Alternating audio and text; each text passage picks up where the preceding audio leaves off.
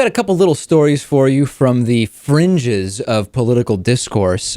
Here's Cal Thomas. Cal Thomas was on, he's kind of I don't know how else to describe him other than a right-winger.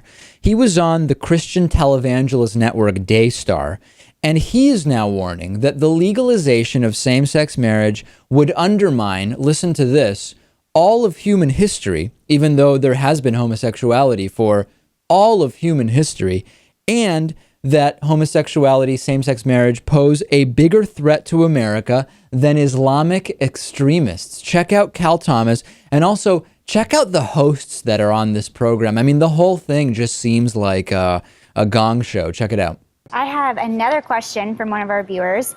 Patrick from Belleville, Texas says, what can be done about the federal judges that override the majority voters on marriage? Example, one man and one woman.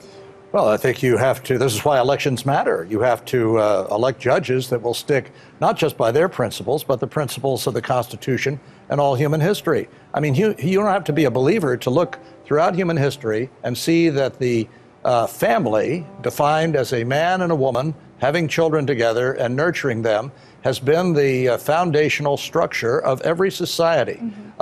It's when we get away from those, you look at Mesopotamia, you look at the Roman Empire, which collapsed from within through moral impurity before they were conquered from without. And that's my great fear. I don't fear the Russians or the fundamentalist Muslims as much as I fear ourselves. Right. We are committing moral suicide in this country. Right. 55 million dead babies through abortion and counting. We're mainstreaming same-sex marriage, and the polygamists say they're right behind. They have their group saying as soon as same-sex marriage is legalized, we want our right to live in plural marriages. And then you have right behind them, and this is, you can Google this. We actually, there is something really important here, because even though this is ridiculous, right? We all can understand why.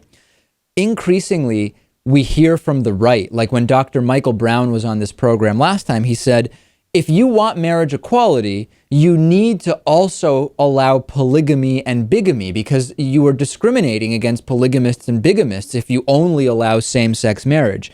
And Cal Thomas is alluding to that. I've talked to a lot of people who get tripped up when equality opposers mention this to them. The answer is very simple. You say, listen,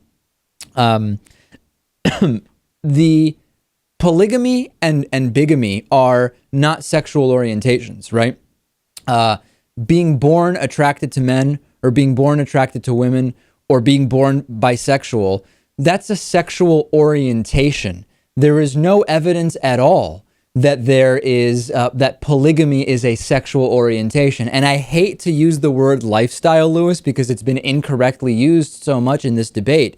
But it is actually a lifestyle to say, I want to be in a polygamous or bigamous situation, whereas there is absolutely no parallel when we talk about sexual orientation.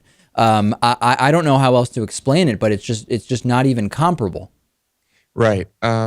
And they're the people who also make the inanimate object argument. And little do they know, people already can marry inanimate objects in certain states.